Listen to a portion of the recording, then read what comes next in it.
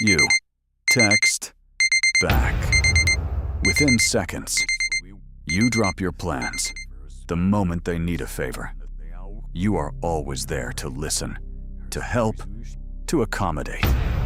You believe that your unwavering presence, your loyalty, and your kindness will make you indispensable. You believe it will make them value you. But look closely at your reality. The more available you are, the less they respect you. The more you give, the more they take you for granted. Why does your endless generosity feel like a curse? Why are the people who are always available the ones who are most frequently discarded? Today, we dive into the ruthless economics of human interaction. We are decoding the dark psychology of availability, the law of absolute scarcity, and why mastering the art of absence is the ultimate power move in any relationship. Welcome to the sanctuary of the silent observer. To understand this, we must look at human interaction not as a romance, but as a marketplace. The fundamental law of economics states that value is driven by scarcity. Diamonds are inherently useless rocks, yet they are extremely expensive because they are rare. Oxygen keeps us alive. It is the most vital element in our existence. Yet we don't assign it a financial value because it is everywhere. It is completely, endlessly available. Your attention, your energy, and your time are the currency of your life. When you hand them out freely to anyone who asks, you are hyperinflating your own currency. You are acting like oxygen. You are keeping them alive. But they will never value you because they know they will never run out of you.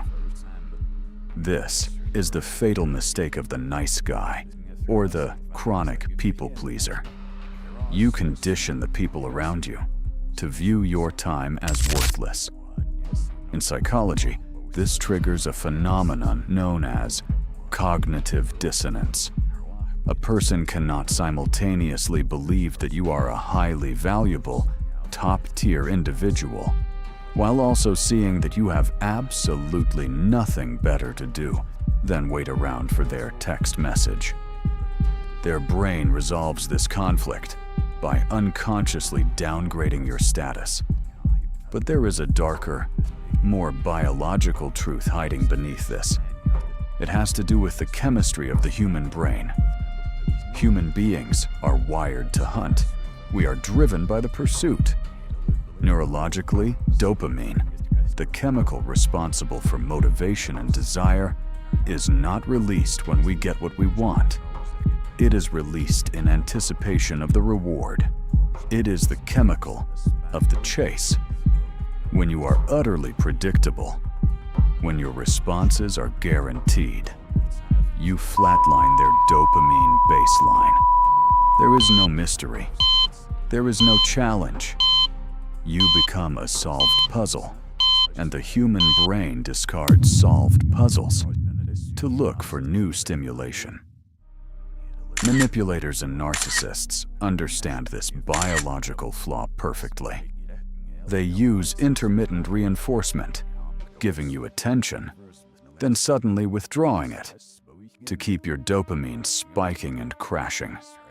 They make themselves scarce, and in doing so, they make you obsessed. The silent observer, the stoic mind, counters this not by playing petty games, but by cultivating genuine, profound unavailability. Being unavailable does not mean you sit in a dark room ignoring your phone. That is just passive-aggressive manipulation. True unavailability stems from having a life, a mission, and a purpose that is vastly more important than idle chatter.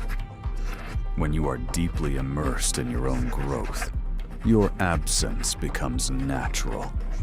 You do not reply immediately because you are actually busy building your empire. expanding your mind, or protecting your peace. Your unavailability is a byproduct of your self-respect. The moment you implement the law of absolute scarcity, the dynamic shifts violently. People begin to notice the void you left behind. They start wondering what you are doing. You reintroduce the element of unpredictability. You force their brain to generate dopamine in relation to you again. But more importantly, you establish a terrifyingly strong emotional infrastructure. You learn the devastating power of the word no. Society teaches us to apologize when we say no. We invent excuses. We say, "I am so sorry. I can't make it because I have this other thing to do." We beg for their understanding. The master of power dynamics simply says no and allows the silence to follow. A silent no without justification is an impenetrable fortress. It communicates absolute sovereignty. It tells the other person that your time belongs to you, and your reasons are none of their business.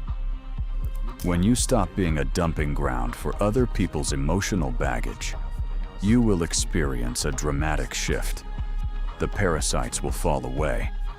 The people who only kept you around for convenience will disappear. Let them go. They were never your friends. They were just consumers of your energy. By making yourself scarce, you act as a filter. Only those who truly recognize your worth will be willing to climb the walls to reach you. You must train people how to treat you. If you reward their minimal effort with your maximum presence, you are teaching them that you are cheap. Withdraw your energy. Protect your psychological real estate with ruthless aggression. Let them misunderstand you. Let them call you cold. Let them call you distant. Your peace is far more important than their validation. But before we part ways, I want to leave you with a question. A thought that will echo in the silence of your mind tonight. It is easy to cut off the toxic strangers. It is easy to ignore the users.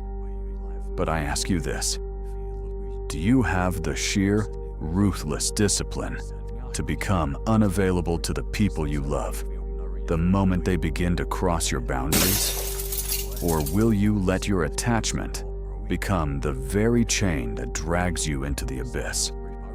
Choose your answer carefully. Quiet the noise. Observe the truth. We will see you in the next one.